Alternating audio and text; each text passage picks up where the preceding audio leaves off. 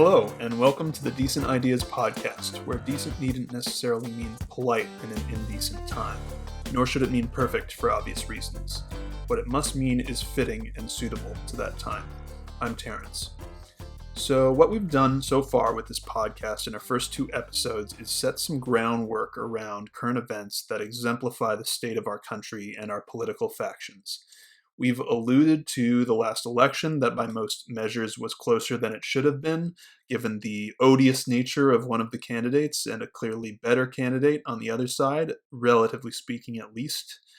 And we've put this in the context of the response to this election on the right, which is to say trying to overturn it, culminating in the violent attack on the U.S. Capitol, galvanized by the man who is still arguably the leader of the political right, Donald Trump.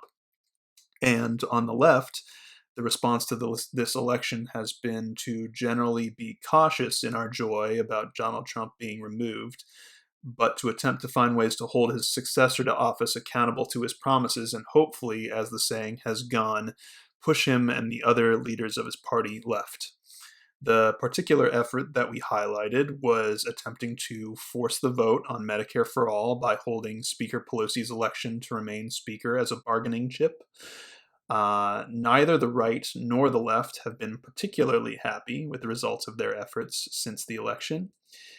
We've also gone on to introduce some concepts about addressing the deep political divisions in our society, like restorative justice to respond to the Capitol Hill riots and encourage more societal cohesion, more public accountability, and less retribution in our society in general.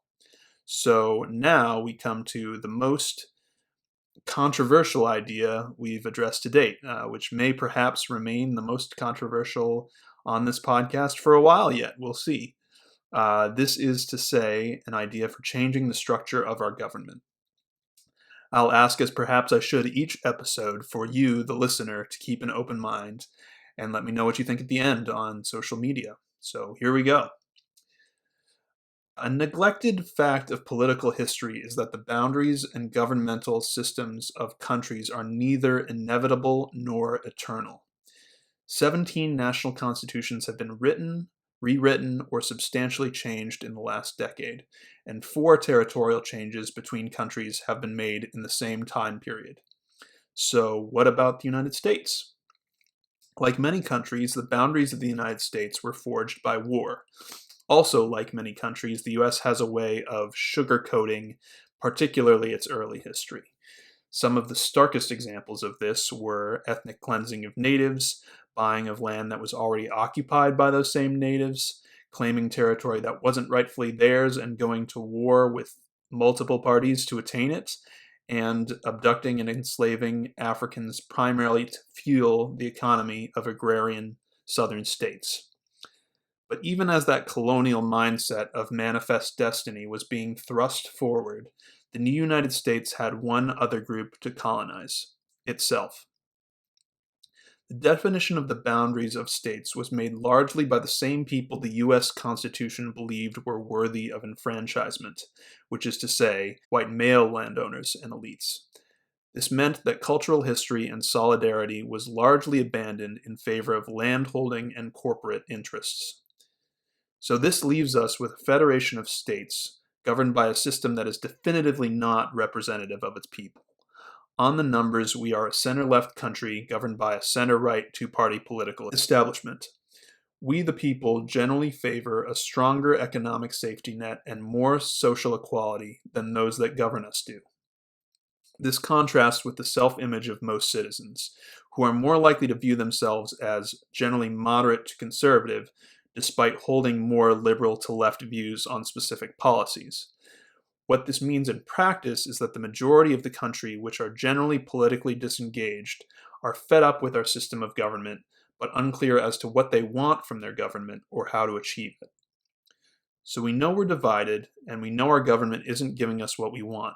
So we continually switch between the two political parties that are gamed to be our only options for political change. And because we're towards the center as a country politically, we tend to ping-pong back and forth between these two parties in hopes that one of them will pursue the changes we think we need. To that end, I would hazard this claim: triangulation on the issues towards the political middle is the root cause of our policy intransigence.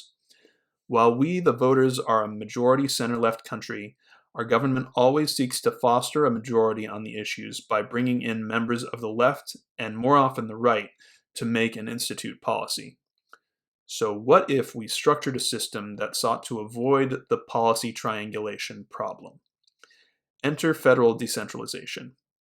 Instead of a system that favors policy triangulation, we create new geographic political entities that have smaller Overton windows than our deeply divided country does.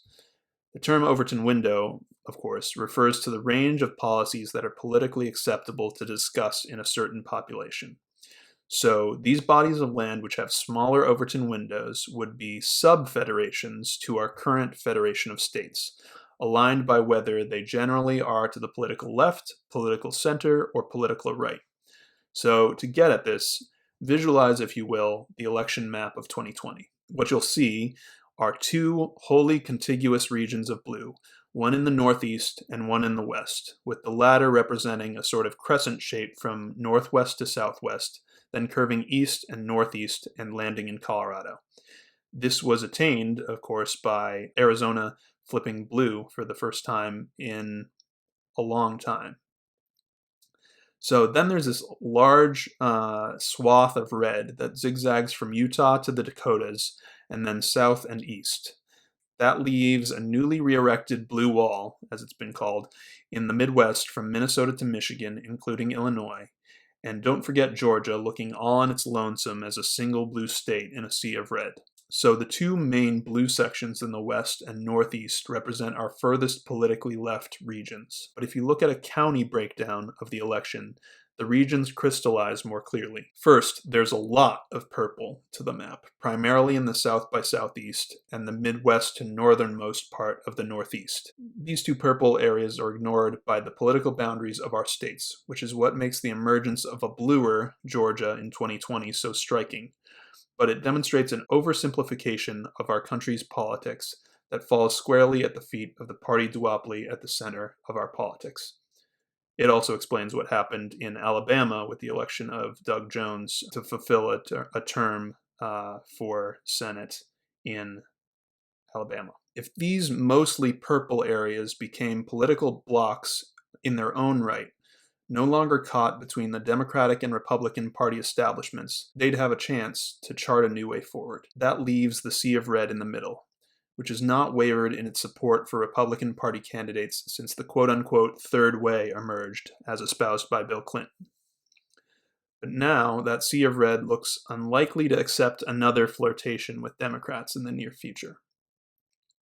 So our center-left country yields 5 regions that are comparatively more politically homogeneous, 2 liberal to progressive at the coasts, 2 moderate at the northern and southern borders, and 1 deeply conservative in the middle.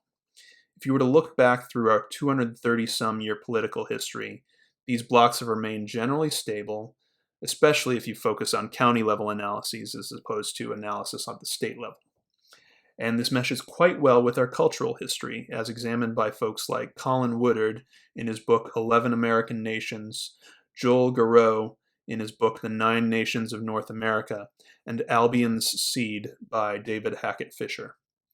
It has also been bolstered by research into other aspects of our cultural history, including commuter megaregions, eco and bioregions, and intra-US migration and demographics. So now, how to structure a form of government around the system. While secession and peaceful independence movements have gained ground in recent years, and I have a congenial relationship with some of them, the model here contends that the U.S. should still remain one country and one nation state because of its power to maintain free trade, intellectual property rights, and allied defense while pushing towards real democratization around the world. It has failed largely in many of these goals in the past, but I think by restructuring around a more representative system, these goals become immediately more attainable.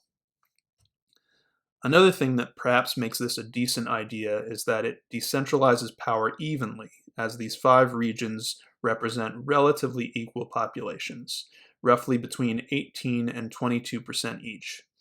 This makes it a more palatable solution to our divisiveness, in addition to the obvious boons of working to remain one country as a whole. So what the system would allow is for states to remain powerful, albeit restructured to be more representative, and it allows for populations to pursue policy goals that may be divergent between regions, but more popular within each region, while remaining united on transnational issues like public health, i.e. the COVID crisis, climate change, and maintaining peace overall. So, two more things to consider. This system would allow for the democratization of borders, meaning people would get to vote for their regional alignment and which side of a border maximizes their representation in government. This would be groundbreaking in and of itself. And two, at a time when we seem so divided, it bears reminding ourselves that coexisting on one continent is not optional. We should seek a system that allows us to align where possible and politely disagree where impossible, without the threat of needless war or strife of another kind. So, a quick synopsis of the idea. To operationalize the differences in political opinion rooted in cultural history, we should consider decentralizing our federation into 5 more culturally and politically aligned regions that are more likely to build and implement robust policy and political change. So that's a bit of a dense summation there for you. But it goes to the core of a lot of research and advocacy that I've done that predates and helped lead to this podcast. And so I want to hear your thoughts on what I think is a pretty darn decent idea. You know, the cliche is about how divided we are as a country, and it's easy to get bogged down, to get frustrated by that fact. It's easy to lay blame, whether it's at the feet of the Russians or Donald Trump solely or whomever. But again, if you look at the history, if you look at where people settled, if you look at migratory patterns across the US and sort of cultural footholds like the Quakers that settled in Pennsylvania and then moved west across the Midwest, or what are called the sort of borderlanders that came from the Scottish Highlands and Northern Ireland and settled, what we sort of pejoratively refer to as Appalachia, but is, a cohesive region with a set of values all their own. And that was a region of study that I found particularly difficult to get my arms around because, as it turns out, it's almost diametrically opposed to my own views politically and my own experience of and sort of resonating with history. So that's an area that's really worth exploring to try and understand the other side. The side that led to some views that are difficult to reconcile with the views of those on the left, shall we say. But if you look at that, if you look at commuter megaregions, which is really interesting, there have been studies done by, I believe it's called the Regional Plan Association and the part of the geography department at Dartmouth. You'll see where we've sort of built infrastructure, the main highways that people commute across state borders, that those aren't, limited by state borders. And we're very much sold on this paradigm of, states are incontrovertible and, the United States itself is immutable, can't be changed. And it's worth reevaluating some of these claims because I think it opens up a wide world of possibility for thinking about the future of the U.S. and how we avoid, what led to the Capitol Hill riots getting worse, getting more prolific across the country. What else to say? Bioregions is another really interesting kind of area of study that has contributed to this idea for decentralizing our federation. A lot of great work has been done to understand the importance of watersheds in the way that cultures form, both in terms of Native American cultures, but also, you know, once our ancestors wiped out many of those Native American tribes and groups, what kind of foundations they laid that happen to coincide with bioregions or ecoregions. Another thing that I'll say, kind of as we start to get to the end here, is we as the United States tend to be while we're very multicultural in a sense, we're also very insular in terms of the degree to which we see opportunities for innovation in our system. We're very, prideful about our system and view it as, I guess, like I said before, kind of immutable, something that can't be changed. And what's interesting about this federal decentralization idea is that it's based on the foundations of our country as a whole, and it's not derivative of another country's kind of way of behaving politically. So it's an opportunity to say this is, an American solution to an American problem. And even as you look to our history, the debates around the system of government that we're going to have. For instance, we talked about having a small, I believe it was a federal council, as opposed to one president. So the idea that we had one premier, one head of state and government, was not a foregone conclusion per se. And especially if you look to the debates between Thomas Jefferson and Alexander Hamilton, as made sort of popular by the musical Hamilton, you'll see this kind of push and pull on the idea of federation versus confederation, which allowed more power to the states and sort of more voluntary association between them on larger issues, shall we say.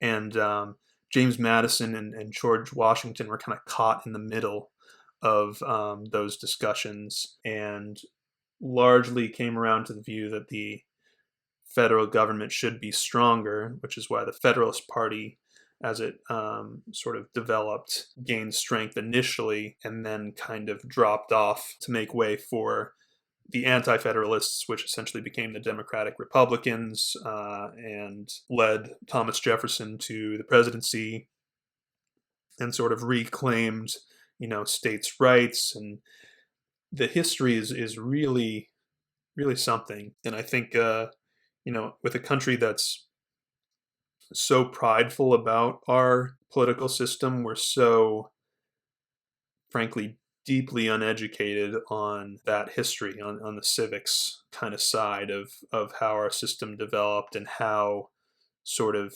free-flowing the debate was around what kind of system we'd have.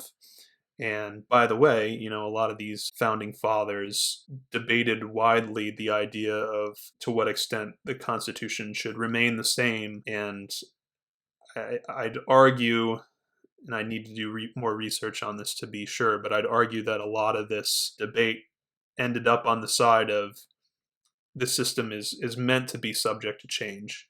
And so when we talk about, how the U.S. Constitution is one of the oldest living constitutions in the world, I think it's either first or second, depending on how you analyze it. There's wide historical precedent for the idea that our system wasn't meant to remain static. And as we look at a country that is as divided as ours, obviously, a lot of literature has been written on us being the most divided we've been since the Civil War. It opens up room, I think, for the question of, is there room to change the framework of the debate and to talk about geographic political entities, as I called them, with new eyes? And I guess to recognize that, since we're the most divided we've been since we, as a country, were fiercely debating and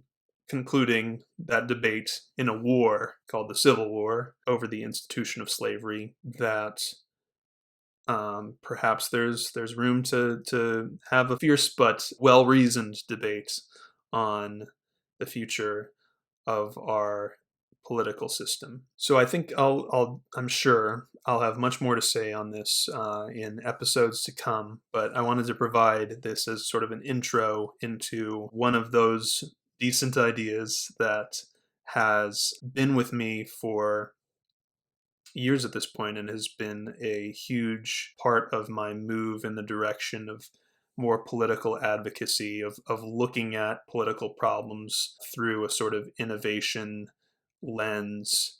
And so I'd really love to hear your guys' perspective on it. So like I say, please check me out on Twitter at DecentFedProj.